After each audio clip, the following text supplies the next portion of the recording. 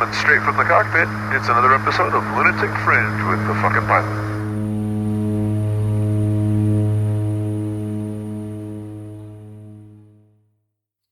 Ready, set, go. All right, back in the can for another edition of Lunatic Fringe Into the Void. I am the fucking pilot, and I'm going to dive right in. Let's just get started and find out who the fuck are you and what do you do? Yes, hello. I'm Greg Crozier. I'm a professional skydiver and tunnel coach.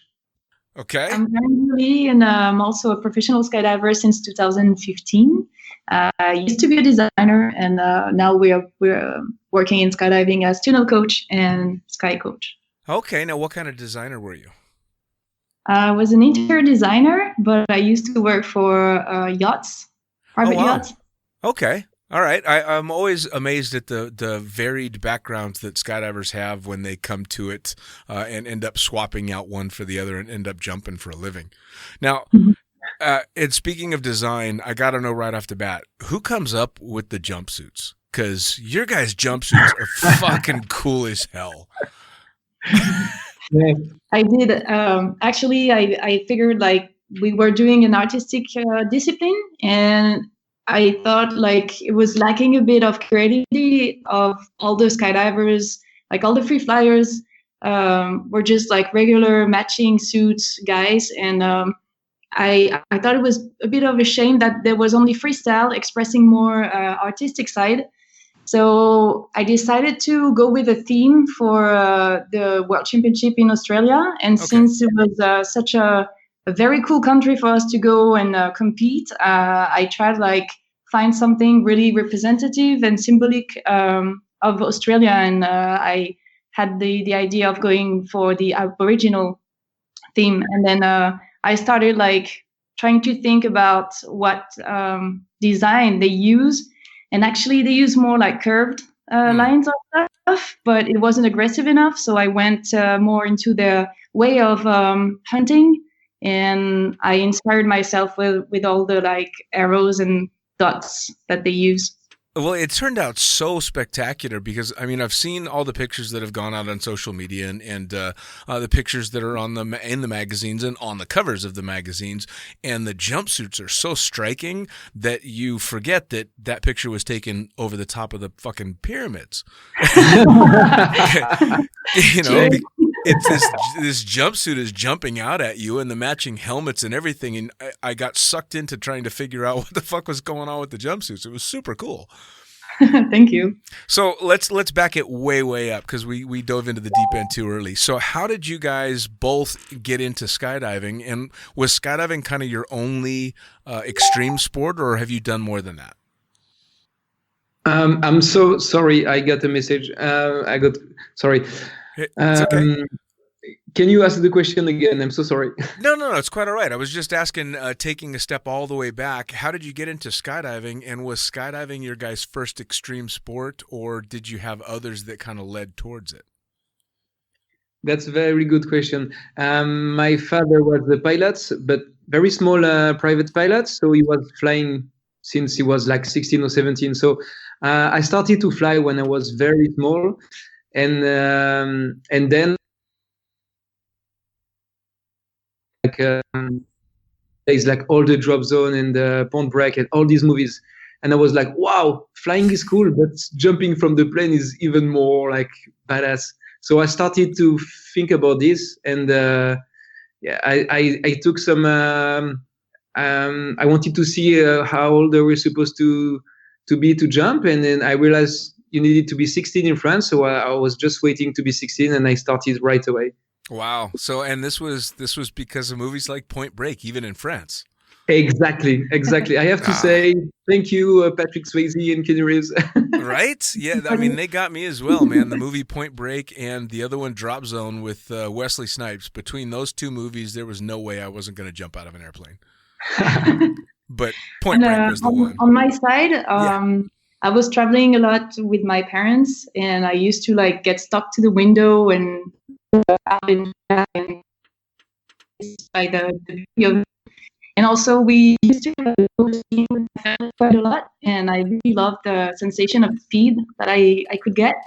And I guess like skydiving would be the perfect match of speed, sensation, and being in the sky. So I just went for it. Oh, that's fantastic. Well, now, so both of you were relatively young when you started skydiving. How did your folks handle you wanting to jump out of an airplane at 16 years old?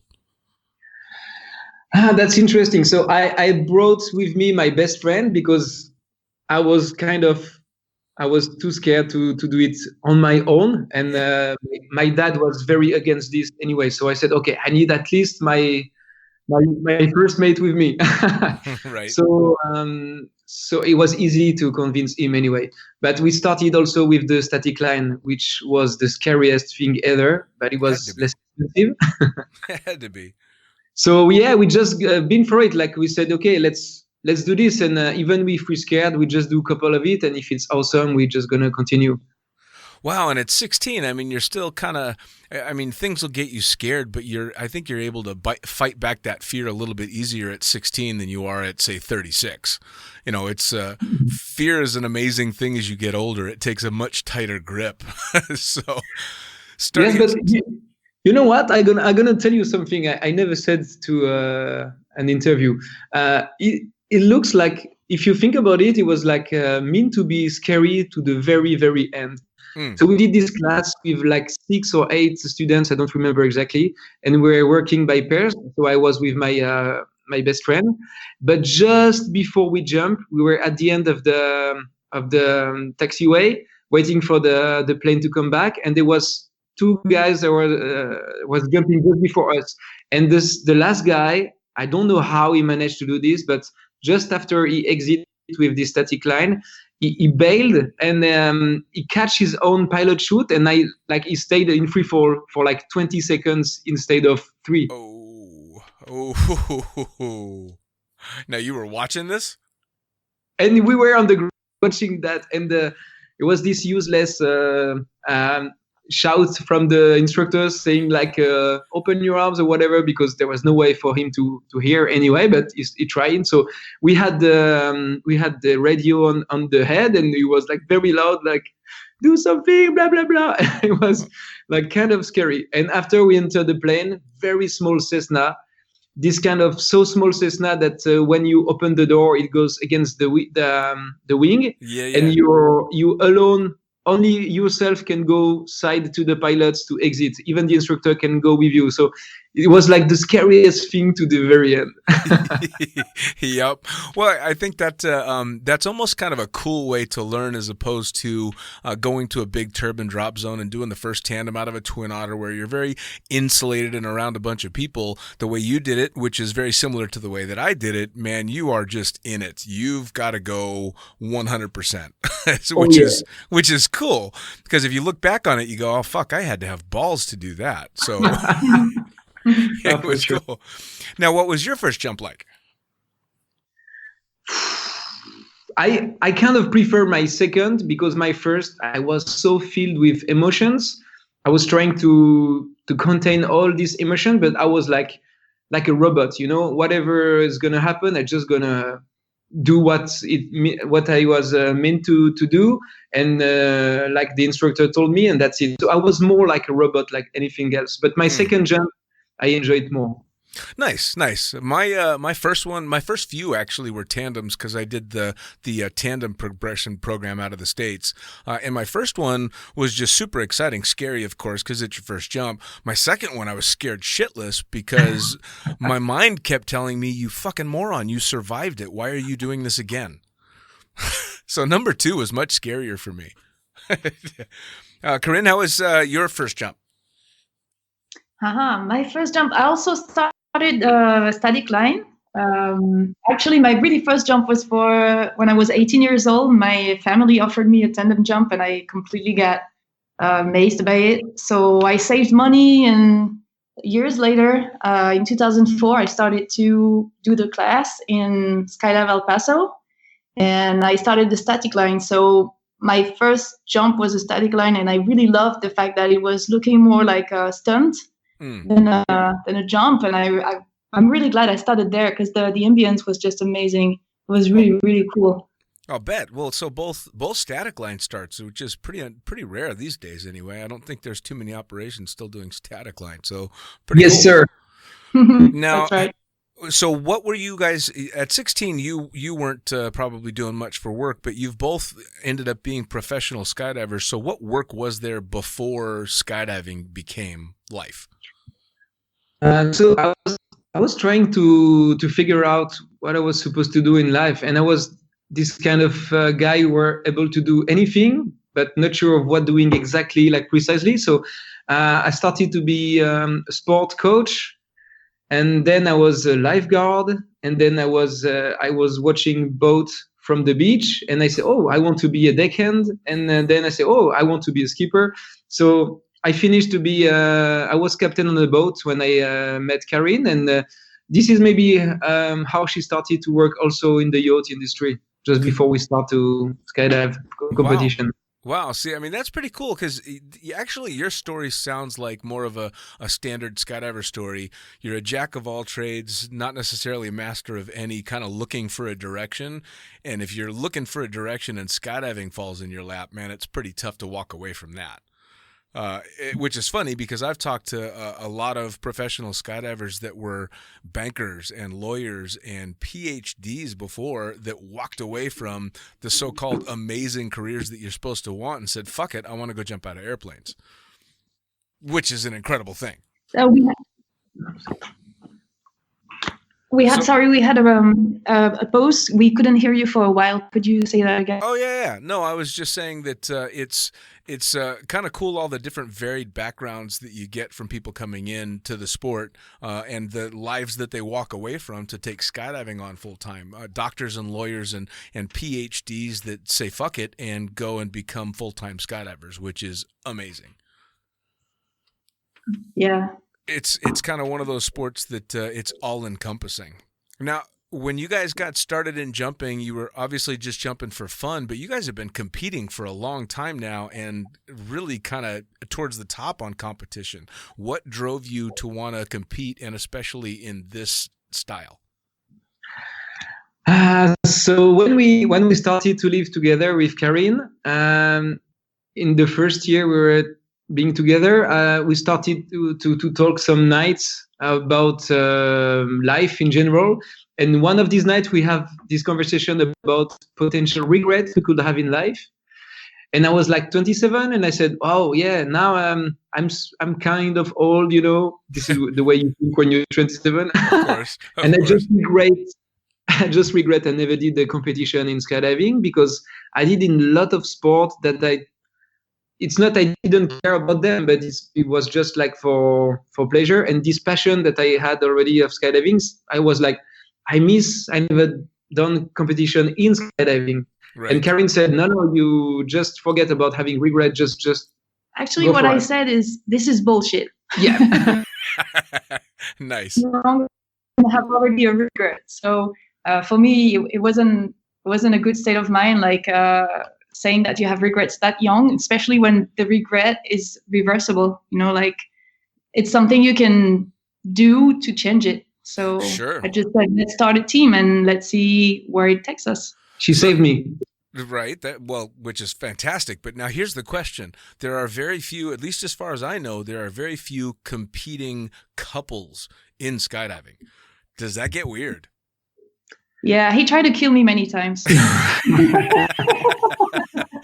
I mean, I know a couple from my history that have competed and done quite well, but if you talk to someone like Patrick Kay and Siobhan, they don't even fucking jump together. He's like, learn your own shit, do your own shit. Don't come skydive with me.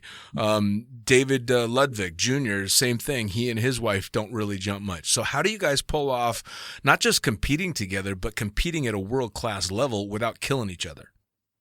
That's hard for sure. I think all the couple you mentioned, they can do it. It's like the Curtis, for example. I mean, if you pass this period, very hard period, like you want to kill each other because you talk about this all the time in your free time as well, there is no more pause. You're just in it all the time. So if you pass this very hard period and start to kind of chill down and say, okay, sometimes it's my mistake, sometimes it's yours, so let's don't talk about it anymore, and then it's easy. But it takes maybe a year to go over this thing. I think for sure, I admire Greg for staying with me, because it's way much easier to have two guys with a similar body shape and similar strengths and similar levels to go on and work together for this adventure. So it was really like a hard work that he's done, trying to keep up with me or make me always boost my level so I could keep up with him, actually. And it was really, really cool for that. But also, after we fight a lot for mainly ideas of program into the jumps, because I'm more like the creative one with crazy ideas, and he's more the rational one with technical inputs. So after we, like, if you put this fight aside, then because we know each other together. Sure. Well, the fact that you guys can get past it at all and fight through fighting to get to the point where you can mix the creative with all the technical stuff is amazing, because most people wouldn't last 2 weeks. You'd end up killing each other. So, I mean, you guys must be handling the quarantine really well then, because you already spend all your time together. Yeah, I was telling him that. I'm like, wow, we're lucky because we know how it is to be on each other's back every day. Whereas couples that are staying together for quarantine might end up like discovering sides that they didn't know about each other and might be killing. Oh, I'll tell you what, it's a test. My girlfriend and I moved in together 3 days before we got locked down. Whoa! So, how is it going so far? Oh, we're learning. We're learning a lot. So now this mix of creative and technical, you guys pull off moves that, I mean, I've seen the routines. They fucking blow me away, and you guys are pulling off stuff that I had never thought of and never seen. So where are these coming from? Because some of them don't even seem possible. Thank you. It's like you learn years after years that you have to forget some crazy move you would like to do and they're impossible, and some of the move you think they were kind of okay, you can make them look so cool. So you have to work with both of these different aspects of skydiving. We love, for example, Cirque du Soleil. We've been to so many shows because it's like, it's the same. You think, okay, I've seen already everything that can be done in the cirque, and every time you go, you say, wow, I never seen that. And sometimes it's just adaptation or different kind of perspective of the same movements, but it looks so nice. Yeah, and sorry, for me, I think I used the way I used to work with the design from my school was like, if you want to do let's say you want to create a chair. So before you go and start making sketches of a chair you would like to realize, you just go for the research period first. So you're going to look at different chairs and you're going to pick up the one that you think are cool. And then you're going to figure out, why do you think it's cool? And then you're going to like make your own little mix. And then you can go and create your own chair with all the cool ideas that inspired you before. So I think for most of the moves that we have that are different from what you see usually in our routines, come from a lot of different stuff that we were looking at, like artistic ice skating and acro yoga and gymnastic and Cirque du Soleil. So this is a little mix that we try to do with our own ideas. Well, and it's turned out amazing. I mean, it's funny that you guys bring up Cirque du Soleil because I lived in Vegas for a long time, so I'd seen many of their shows there. And just like coming out of a Cirque du Soleil show, watching one of your guys' routines makes me feel useless and horrible. I'll never forget. We had a bunch of the Cirque du Soleil people come out to jump in Vegas, and we took a bunch of them and ended up getting to go see the show. And watching that show, having taken these people on what they thought was this amazing experience, but sitting in the audience thinking, I have no fucking talent whatsoever, because you're watching these people do this amazing stuff. And I mean, I know that's not true, but just like them, I watched the routines that you guys are doing, going, there's just not a fucking chance in hell. But it's also, that's the joy of skydiving as well, is there's always something to learn, and I don't begrudge someone that's dramatically better than me because I'm inspired by it, which I'm sure most people are watching your routines, except for somebody that's got to compete against you. Cheers. So sorry. No, I was just going to say, so a lot of the moves that you've done that are unique and haven't been seen before, did you find that as you were trying to pull these things out of the bag that you were getting pushback from so-called establishment skydiving and saying, well, we didn't like that move because it looked weird? Wow. I don't know, but like the exit where we did 2018 was really risky. Like if I show you videos of all these many times that it looks like so bad, and this exit came from actual not an accident, but this kind of period. Sometimes you record yourself to do some tests, like you just go crazy for 3 or 4 days, and you just try everything, and we have this exit, like the rotation thing. Yeah.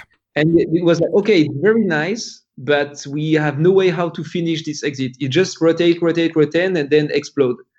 And so we put it somewhere on the side, like, okay, we're gonna never use it because it looks nice from the side, but then we can do nothing about it. Right. And then when we had to try something that was not seen from everybody, we say, okay, so this thing, of course, nobody's doing this because there is no way to end it. So let's find a way to end this thing, and then we're gonna have this beginning of the jump. So, and I mean, I know the exact exit that you're talking about, and it all turns out so spectacularly. I mean, it really is very unique in anything that I've seen in free flying. It kind of just was a complete departure, which is why it stood out so much. Now, does a lot of your training get done in the tunnel before it's taken to the sky? Actually, we use the tunnel to boost our own skill, but we don't try to reproduce or work on specific moves that we're going to use in the sky in a tunnel, because it never matches the speed that you're going to have in free fall for real. Because in a tunnel, you ask for a certain speed, and then the driver puts it on for you, and then you adapt to that speed. Whereas in the sky, you just do the move, and then the speed is a consequence of what you're doing, but you have no clue how much is that speed. So it would be dangerous actually to work on specific moves in a tunnel and try to put it in the sky, because you would be lost. You would never find your sensation the same thing again. Oh, I can completely understand that. So you say you use the tunnel basically just to reaffirm your skills, but not work on any specific routine. Yeah. Yeah, yes, we do horizontal flying, like low speed, and vertical flying, like two-way dynamic, a lot. So we can be very stronger on both horizontal and vertical body flight positions. And then we have some fun sometime with medium speed.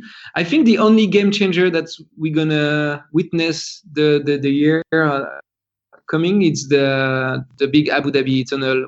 With the gear, if you put your gear on, maybe you can work two-way like in the sky. Yeah, I heard something about that tunnel was allowing you to put on dummy rigs. Maybe, I don't know. I think it was dummy rigs. I could be talking out of my ass, but I thought it was dummy rigs so that you could get the idea of what any move you were going to be pulling off where the rig was like. Because especially when it comes to that, not having equipment dramatically changes your flight characteristics for sure. Yeah, for sure. Well, it's cool for me to hear that you're working out the routine specifically in the sky and stuff. Being old school myself, I kind of take pride in the fact that I learned how to free fly 60 seconds at a time. Because I didn't have the benefit of the tunnels. Of course, now it's amazing to have those tunnels and access to them to accentuate training, but it's nice to hear that you guys are putting in the real work one jump at a time, which honestly makes the routines a little bit more impressive. Yeah, well, for me, it was also like it was important for us to use the routine of a free fly outdoor to do something that you can really only do from plane and not do in the tunnel. Because I think nowadays the free flying skills are more about taking what you can do in the tunnel and put it in the sky. And yes, okay, it's cool because it's it's a fresh way of flying, but also it's kind of frustrating because you cannot do so many moves as you can do. I think what we try to do is like really use the fact that we're doing a routine from an aircraft, from the sky, and trying to find some specific moves that you can only do in the sky and not in the tunnel. I know nowadays the free fly is more about trying to take your tunnel skills into the sky. And yes, I think it's a fresh way of flying, but also it's kind of frustrating because you cannot do all the moves that you can do in a two-way dynamic routine. You cannot put it in the sky because you're lacking references, and your body shape will end up flying a different speed than your teammate, and that's going to be weird. So mostly frustrating, actually. So I think we tried for our routine that we presented to the World Championship. We really tried to find some cool moves that haven't been seen before, just because we can only do it from the sky. Sure. Now, when you were walking into that championship, did you guys know that you had a bunch of stuff that no one saw coming, or were you not sure how it was going to play? We were in this like bubble. How do you call that bubble in English as well? Yeah, you were in a bubble.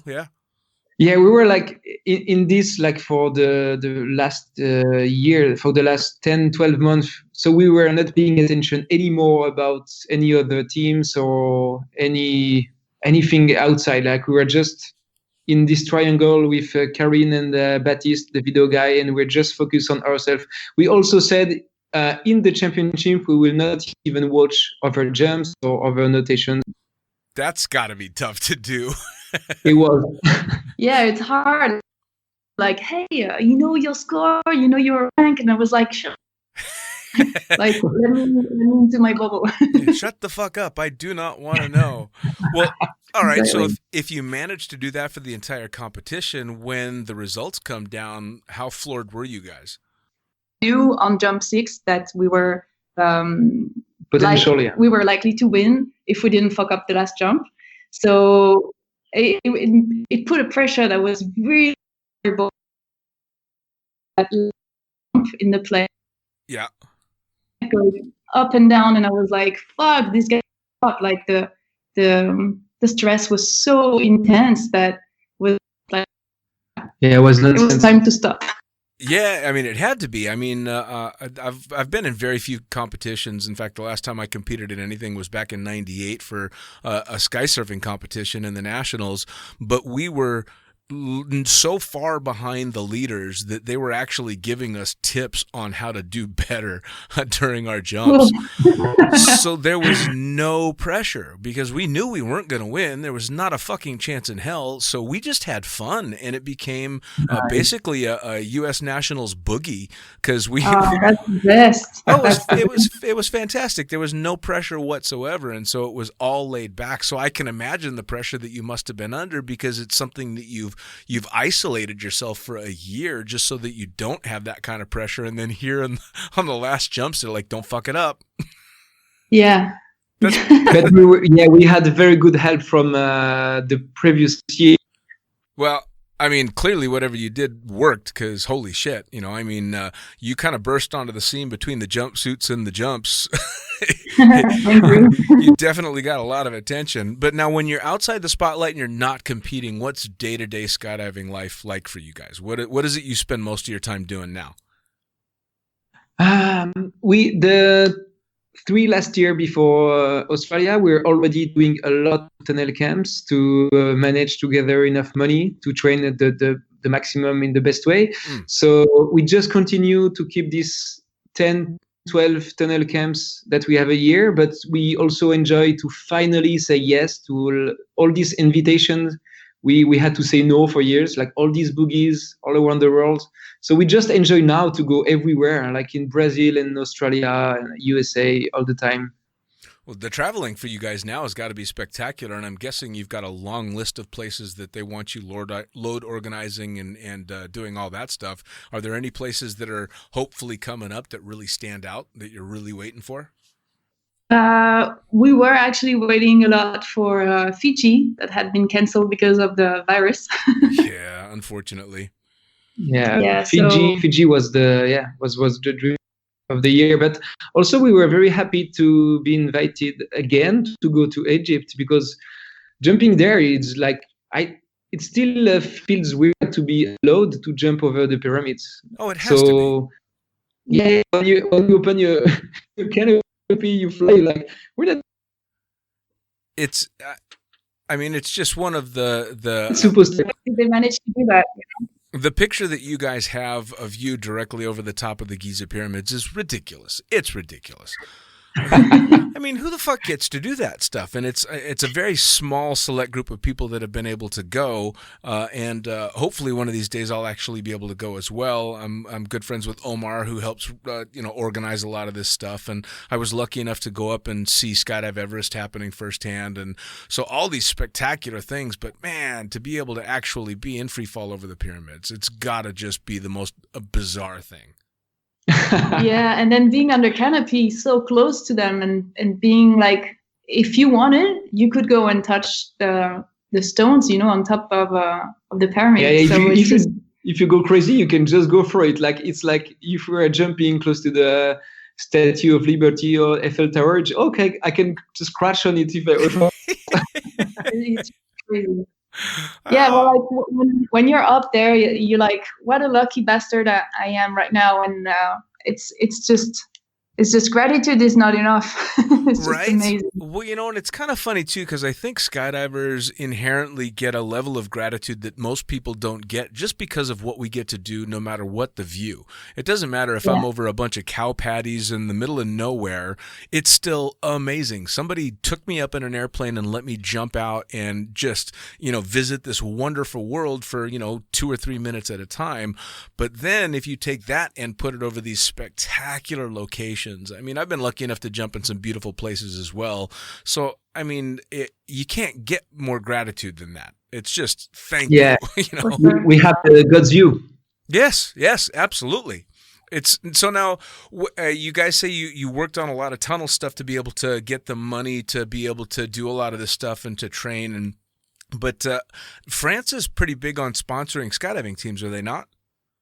Yeah, they're very good. They're amazing, actually. But the thing is, we enter just after Chicago 2016 on this process. So we didn't enjoy the money for most of our years.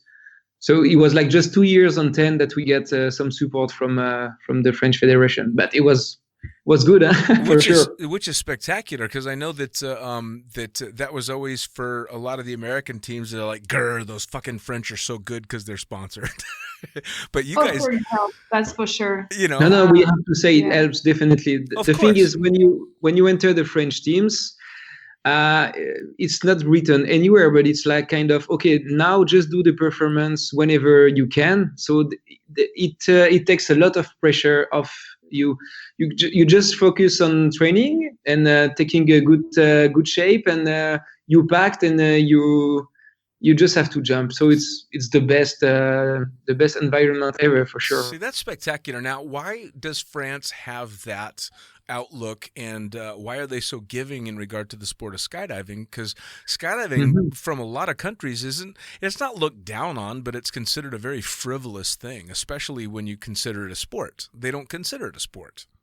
So why is France so good about it? My point of view is it's kind of the oldest activity. Like skydiving exists forever in France, and the military skydiving is very powerful here. So it's very important in our government, in the ministry that we have. And, they have a lot of licenses every year, and they have this big percentage of the licenses that goes to the teams. So I think every country could do that. I mean, if they if they plan to say, okay, we're gonna make this license $150 a year, which is a lot, but a third is gonna go for the teams that's gonna represent the country, and here you go, you have a program to pay your teams. I think also because the military were and they started the military at first, and then they started to bring back medals, and then it extended to the sportive world, and they also got medals. And so I think it also helps to get to the government and ask some help from I don't know, different region. Or that's the thing. It's very old. Activities of skydiving in France is very, very old. Fair enough. Well, and I mean, it's got a little bit of age in the United States as well, but it was all kind of bandit, illegal kind of feel to it in the States. I mean, I had an interview with Bill Booth, and he tells the story of him going out for his first skydive, and the only reason that he went to make a jump is because some round parachute slammed into the road right in front of him, and he went out and made a jump instead of going surfing.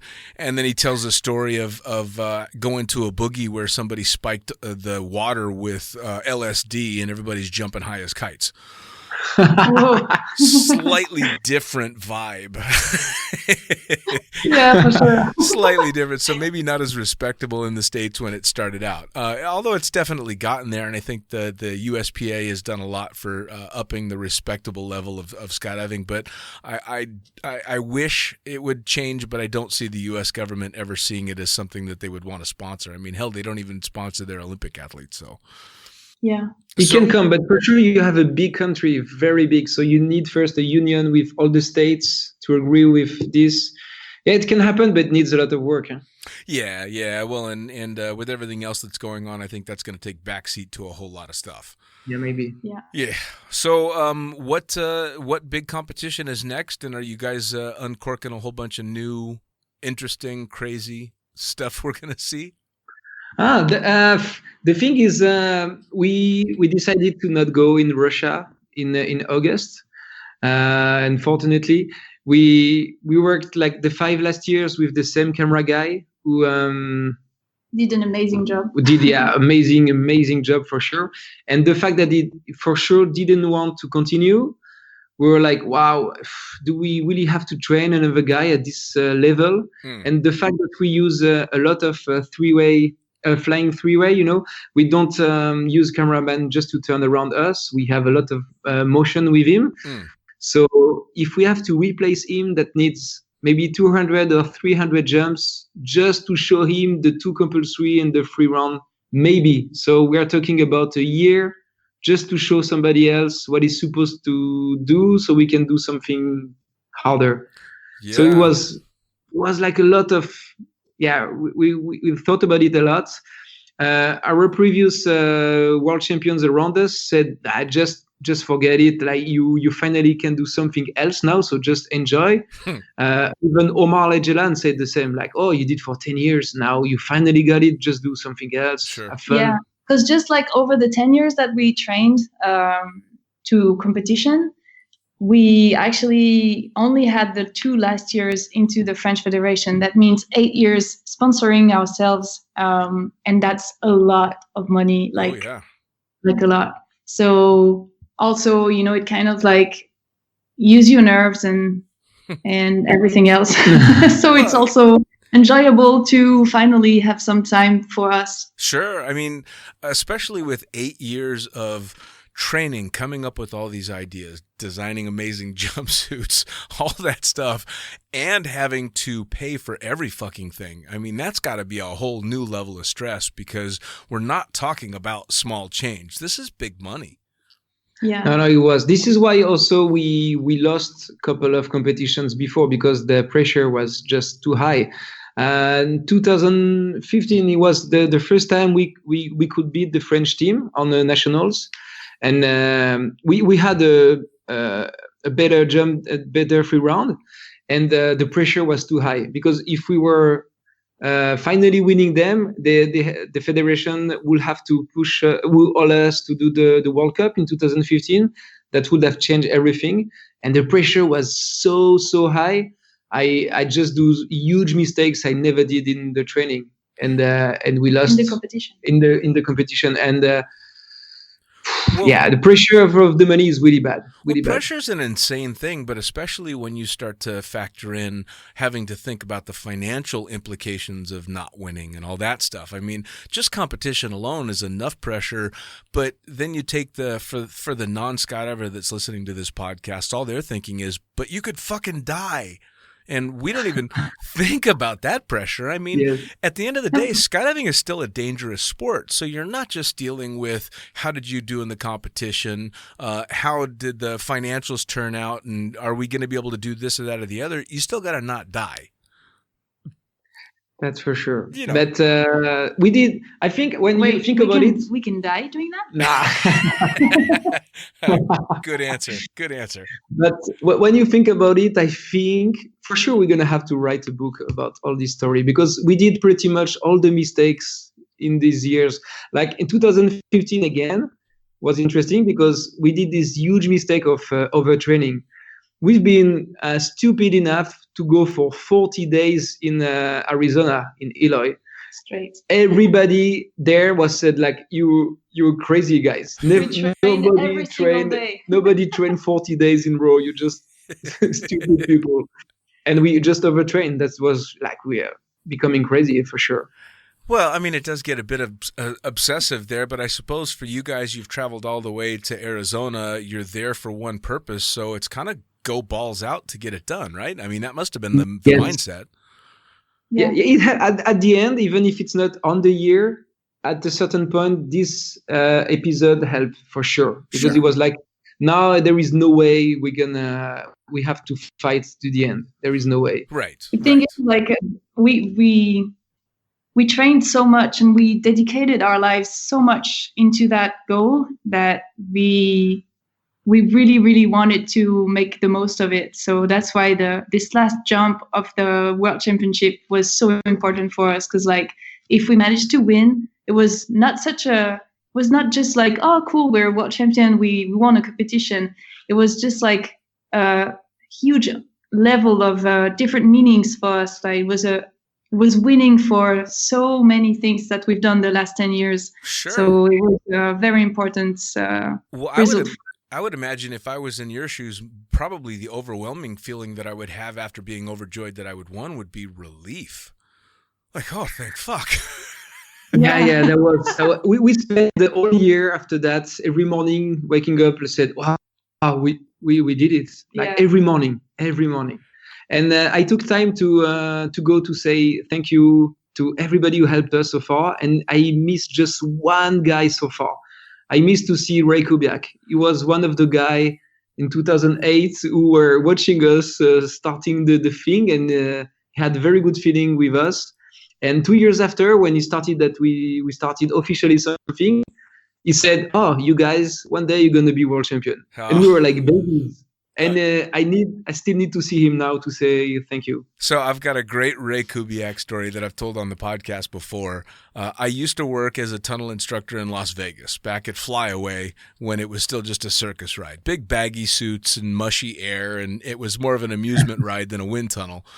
Ray Kubiak shows up, having never flown in the tunnel before, and got hired as an instructor trainee. And I was the one that taught him how to fly, and I'll say it now, and I've said it before, he was the worst fucking student I've ever had. Really? He was horrible because he's fucking 6'5". He was tall and skinny, and he would just track himself face first into the wall all damn day long. And of course, now he's one of the greatest tunnel flyers that ever hit the air. And I'm in awe every day, but I get to pat myself on the back and say that I taught Ray Kubiak how to fly in a tunnel. Wow. Congratulations, But for sure. he's such a wonderful guy. I love hearing stories like that. And this is one of the things that's so fucking cool about skydiving and tunnel flying. The community is spread all around the world with all these amazing people, but it's such a small community as well. Because who would have thought? You and I have never spoken before, but you want to say good things about Ray, and it's just this tight little circle. It's like 2 degrees of separation in this sport, which is wonderful. That's beautiful. It For really sure. is. It really is. I mean, it's the coolest thing in the world to know that skydiving is such a community that, and I'm sure you're the same. I've got a couch or a sofa or a bed in every country around the world that has jumpers. Exactly. Exactly. How amazing is that? I mean, come on. What other sport do you have like that? Not many, yeah. Sure. No, I No, can't. but we're the coolest anyway. Yeah, we are the coolest. Yeah, I completely agree. Now, do you guys have any other sports outside of skydiving that you used to do or that you still do? Well, yeah, we used to. I used to do a lot of. We used to do a lot of karate. Okay. Karate. I don't know how you say. That helped as And well. I kind of like had to stop when we started to train because it takes all your time really, and because of the sessions in the tunnel as well that are pretty physical. Then when you have a little bit of free time, you just don't want to go for another type of training. You just want to rest your body a little bit. But yeah, I really love doing karate, and we pushed it quite far. I went to brown belt, and Greg went to black belt. Oh, wow. And I was actually going to train and go for my black belt, but this year in 2009, I broke my femora trying to swoop too early, so I had to postpone that. Yep, that'll do it. Now, you had mentioned that you guys, you pulled ideas for some of your routines from stuff like acro yoga. So have you guys done acro? No. We did a little bit once we tried for fun, but I think this looks making a lot of sense because you play with the center point. Yes. Of gravity. How do you call that? The point of gravity. Yeah. Okay. So playing with that tells you a lot because everybody has a different shape, and for sure it helps a lot. I did just 15 minutes, but I enjoyed already. Like, okay, it's the same kind of balance and stuff that you can do in gymnastic or in karate, condensed in 1 second. Okay, you have to find the exact point. Yes, absolutely. Well, and it's really good at just adding to body awareness, which is clearly something that's needed in, buckets with the kind of stuff that you guys are doing. You guys have got to be aware of literally every angle and every movement to be able to pull off the stuff that you're doing. And it's got to be able to come second nature, which, let's face it, takes, you guys have got, 6,000 and 10,000 jumps each? Yeah. Yep. Yeah, I mean, it takes a lot of jumps to get to that point. For sure, and a lot of repetition. Once you found a stunt or like a figure. That you like, then you have to repeat it so much that it becomes natural to do it. But at the beginning, you just fail and try again and fail and try again, and that's how you get further in life, right? So when you banged out the routine that won you the medal, did you just go, thank fuck we never have to do that one again? No, I was actually sad to not do it again. No, me too. I was like going to do 2 or 4 more years, but I was not expecting the video guy to stop. But yeah.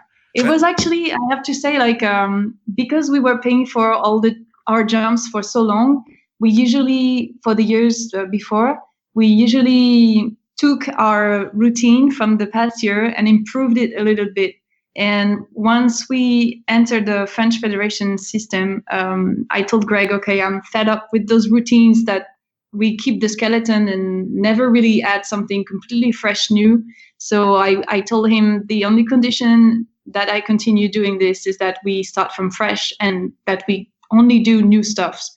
So it was really, really nice to enjoy the fact that we didn't have any more financial pressure to work on new moves. And and probably exciting to be able to just wipe the slate clean and start from scratch. Yeah, and also, so that's the reason that I was a little bit sad when the competition ended, because it was the really first time that I had so much pleasure flying the routine every time. So it was really, really cool. Now, have you guys thought about other disciplines? So we do for fun some. For fun, it was part of the training as well. But not on a professional level. We do some two-way dynamics, and this year was the 3rd year we were participating to the nationals. And this year was good because we had 1 week of training. It was the first time we were doing intense training before, and we've been second. We got the silver on the nationals on two-way dynamics, so it was very nice. With 2 weeks training. Just 1 week training. 1 week training. Yeah, 1 yeah. week training. That's disgusting. It's a bit of a I mean, it's funny because I always joke around and say I consider myself an average skydiver and that I like seeing people that are so much better than me, but sometimes it's just annoying. No, but yeah, we fly a lot, so Oh it man. helps. Well, yeah, it's got to. Now, so I've never jumped in France, so I don't really know what it's like, but England is relatively close and their weather sucks. So how is it in France? So we have our two lucky spots in France. You can go to the east in Gap in the mountain, or southwest in close to Toulouse. This is two different places. Then you can jump Nice. 250 or 300 jumps a year. It's good. Really? Yep. And well, it's got to be pretty damn beautiful as well. Gap is amazing. Gap is beautiful, yeah. Now, what's number one on your list of all the places that you've jumped except the pyramids? Where else is just too good to be Very true? hard. The K boogie in Australia. Cairns, northeast of Australia, Oh yeah, is just mind blowing. it's got to be stunning. Yeah, I don't know if you heard about that. It's just the K is how they call this little piece of sand lost in the Great Barrier. Just It's amazing. that's the sandbar, yeah. Yeah, it's very. So it changed shape and size every year. They said it didn't exist 15 years ago, and now it's there. And we did last year, and we did 2018. And for example, it's already shrink of 30 meters. Wow. So you never know if it's gonna last, but it's a bit more than 2 hours from with boat from the coast, so it's very far away. And of course, if you miss this piece of sand, you have to swim. Right? How spectacular the shit that they let us do. I mean, Yeah. I've been very lucky and I've jumped over some amazing places as well. I was lucky enough to actually work in Fiji back in the day, just chucking drogues, but still, you're in free fall over, 300 islands just looking around. I'm not paying attention to my tandem student because the view's too beautiful. Same thing with New Zealand. I was lucky enough to jump in the Bay of Islands out there. And so there's just so many amazing things. And then to top it off, they put us in airplanes and let us go jump out. I mean, come on.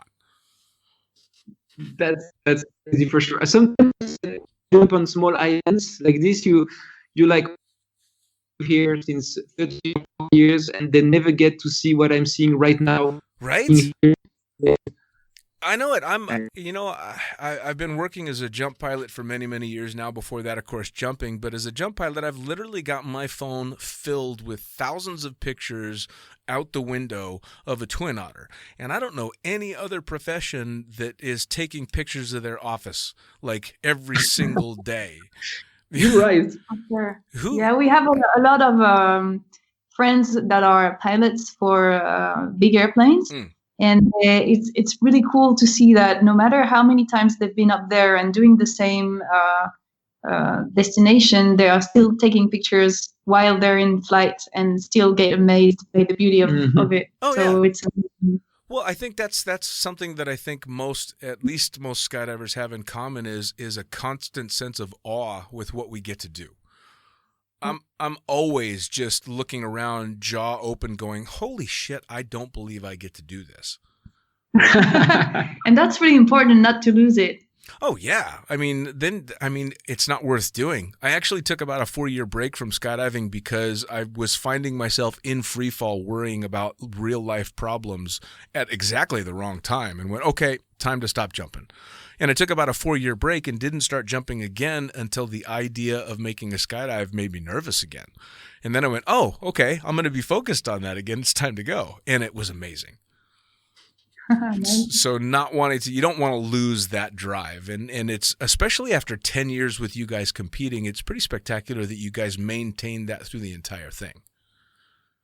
Yeah, well, I don't think it will go away ever, because every time I'm under canopy, like every single time, every single jump, I'm like, wow, how lucky. Isn't that great? Who gets to do that? Come on. It's so cool. It's great. Well, and it's such a unique personality that can grab onto something like that, especially with as much pressure as you guys put on yourselves. I mean, with all the training and all that, to still, after every jump, be under canopy and just be amazed with what you're doing is pretty rare. That's really, really cool. Now, I wanted to ask. So your cameraman has left, and you're gonna pass on the next big competition. Are you guys planning on replacing him and moving forward? I don't really know. That's a good question. I was thinking about maybe coaching the French teams as well. I'm still thinking about everything that's gonna happen. I have a lot of options, and this big hold in time with this virus is helping me to think about it. I have a lot of options. But I think the team, for us to compete and find a new camera guy for him if he needs to, it's too much energy. So I don't think we would go again for the exact same configuration of free fly team. Sure. Well, you guys are you're walking away on top. So what a better way to go. Yeah, also. Yeah, no, that's not a bad way to walk away from it. Now, so coaching and all that kind of stuff, and I'm assuming you guys are going to be doing a lot of traveling and load organizing and that stuff when things get back up and running, when this virus gives us a break. Yeah, hopefully. We have to reschedule everything though, so it's a big mess, and we don't really know how to fit everything because we had our schedule going up to November. So it's going to be a little bit difficult to find the place to put everything. Yeah. Well, now, how are you guys handling it right now? I'm assuming you guys are under quarantine, at least to some degree, like the rest of the world is. How are you handling it?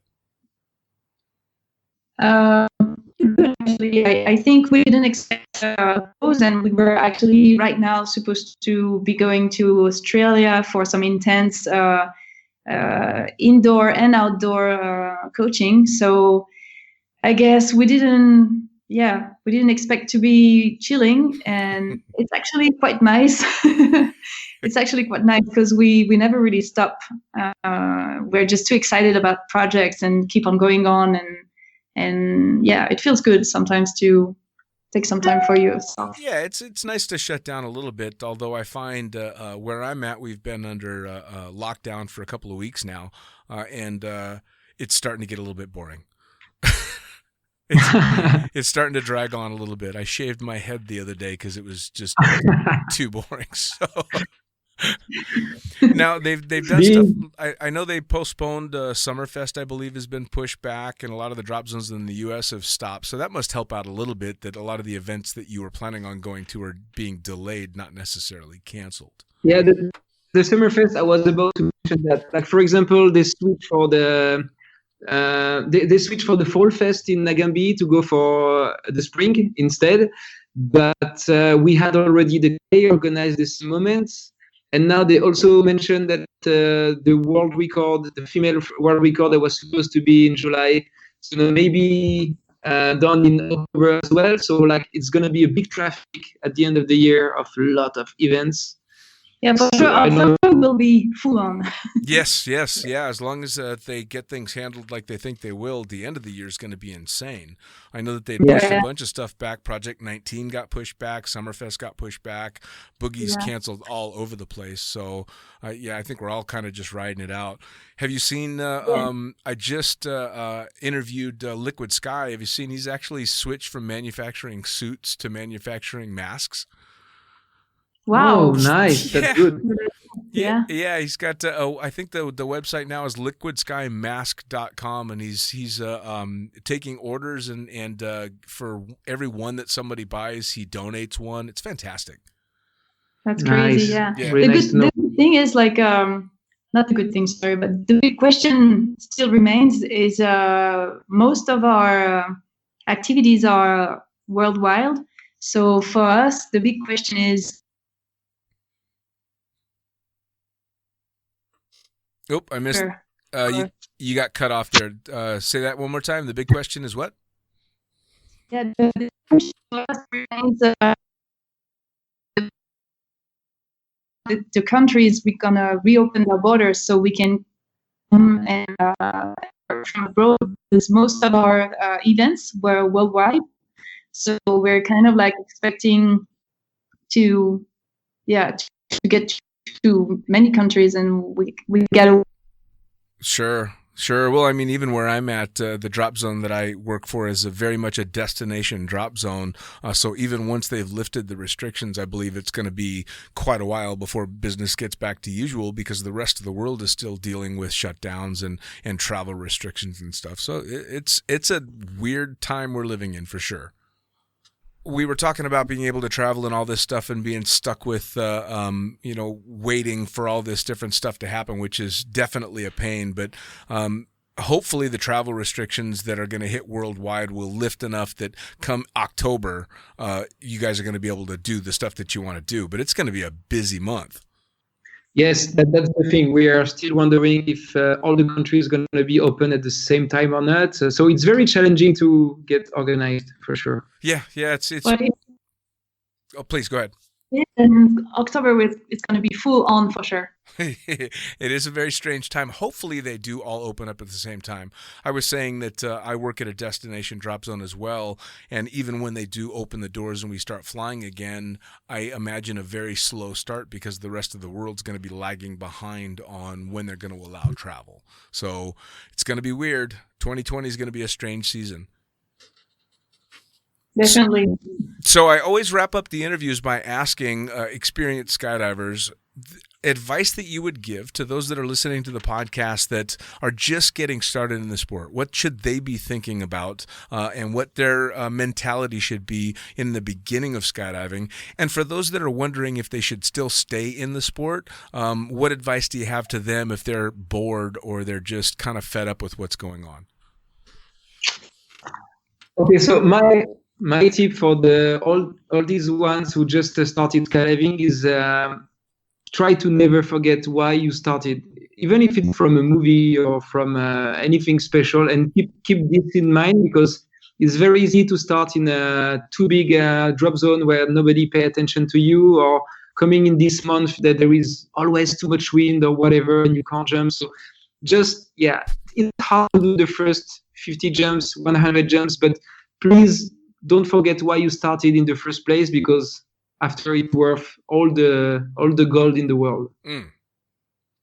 Good advice. And for those that are, please go ahead. And for sure, I would say skydiving is even more than just a big sensational sport that gives you like crazy emotions jumping out of a plane, which is already a lot.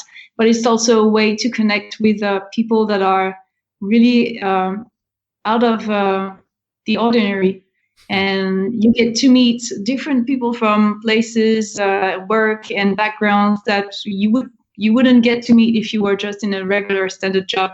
So it's also a very nice way to connect and share some nice adventure with new people. Sure. Well, I think that's been over every podcast that I've done. The overriding theme has been the community of skydiving, even over and above the actual jumping. Obviously, the jumping is what gets us out to the drop zone, but the community is what keeps it so tight. Yeah. So how about those that are wondering if they should keep jumping? They're bored. They're sick of flying around on their bellies. They can't manage to fly on their head to save their lives. They just don't know if they want to keep doing it. What do you say to them? I think it's a mix of what I said first, try to remember why you started at the first place, and also what you said about the community. Sometimes you just need to find a new group of person. Everybody start to maybe stop someday because they have a kid or something. So just find another group, and then it's become magic again. Like you can change. You can go for another state or for another country, or for tunnel camp sometimes somewhere, and then you say, wow, I was in this camp, the two guys who just started last week or whatever, or these guys from this other country or whatever, and then the magic is back. Yeah, for sure. Having different point of views, so like different drop zones, different countries, different nationalities, different approach, then I think it definitely helps to make sure that you're really bored in this sport. if it's the case. Yeah, move. It's too rich to stay on one place. Just Yeah, move. for sure. Well, and as soon as you step into a different vibe, the vibe can be infectious, and it can very much draw you back into what you loved about it in the first place. For sure. So tell everybody how they find out more about your team, your jumping, if they want to come coach with you, if they want to come see you flying in the tunnel. How do they find out what's going on? Yeah, just contact us. I think Facebook is still the best, because if we change countries, sometimes we don't have our phone with us. I mean the chip from the country. So my Facebook is always on. So Greg Crozier and Karine Joly on Facebook is the fastest way for sure. Fantastic. Free fly as well, and we also have Instagram. So for younger people that don't have or don't really like Facebook, they can also reach us on Instagram. We have the team page, Airwax Free Fly, and then we have our own personal account. It's Greg.Airwax and Karine.Airwax as well. Awesome. Now, do you have up there videos of these full routines and all that stuff that people can go check out? Yeah, for sure. On the Airwax Instagram account, there is everything. Awesome. Well, hell, I'm gonna have to go check that out myself so I can feel even less talented. Oh, come on, guys! I appreciate so much you taking the time to sit down and talk to me. I absolutely am thrilled with watching what you guys have done, and can't wait to see what comes next. Thank you so much. Thank you very much. You make us look good, huh? Thank you. Yeah, no, believe me, you guys are doing that all on your own. And there you go, another edition of Lunatic Fringe Into the Void, brought to you by, of course, the greatest magazine in the known universe. That's Blue Skies Magazine. You're going to want to head to blueskiesmag.com to subscribe to the magazine if you don't already. You're going to want to check out all the previously published issues that they've got for you, all the amazing swag. You can send them your photos. You can send them your article ideas. Believe me, they're going to want to hear from you. Also brought to you by Liquid Sky. Have you seen these guys? Are you fucking kidding me? Not only do they put out these amazing jumpsuits, but as we speak in the middle of this global pandemic, what are they doing? They're making fucking masks to try and keep people healthy. They're not just making the masks, they're selling one and donating one. So come on, help them out. Get it out there. LiquidSkyMask.com, I believe, is where you can go for the mask, and LiquidSky.com if you want to know anything else about them. Awesome fucking jumpsuits, fantastic crew. Check them out. For me, I am the fucking pilot. As always, you can find me on thefuckingpilot.net. That's where you can find both the books that I've written, both Blue Skies Magazine's fucking pilot book and The Accidental Stripper. Both of them are in print and digital. I am halfway through the audio book for The Accidental Stripper as well. You can also find me on Facebook at The Fucking Pilot and Instagram at The Princess Pilot. Once again, this has been Lunatic Fringe. Thanks for coming.